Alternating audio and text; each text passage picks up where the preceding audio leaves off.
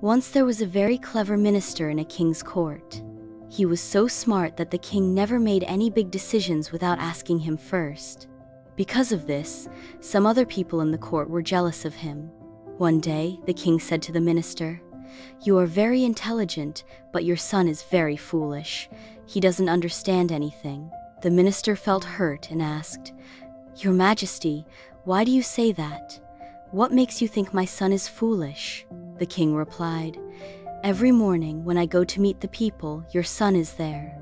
I ask him the same question every day: what is more valuable, gold or silver? And every time, he answers that silver is more valuable." Everyone in the court laughed at this, and the minister felt embarrassed. He went home quietly and asked his son, "Son, tell me, which is more valuable, gold or silver?" The son immediately said, "Gold, of course."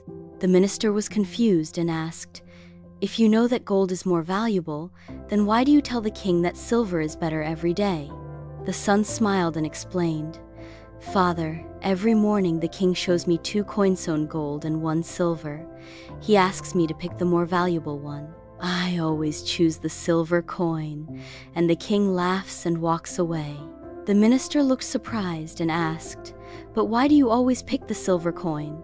Today the whole court laughed at me because of this." The son took his father to his room and showed him a box full of silver coins. "These are all the coins the king gave me," he said.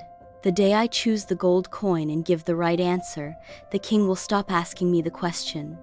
I'll get 1 gold coin and nothing more after that. But if I keep choosing the silver coin and say it's more valuable, the king laughs and gives me one every day." The minister was shocked but also impressed.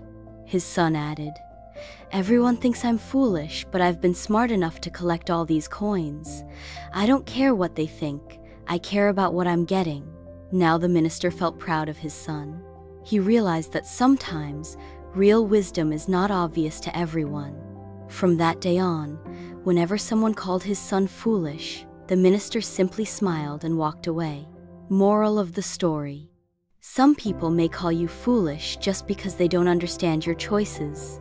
But if you know your goal and what you're doing is right, then their opinions don't matter.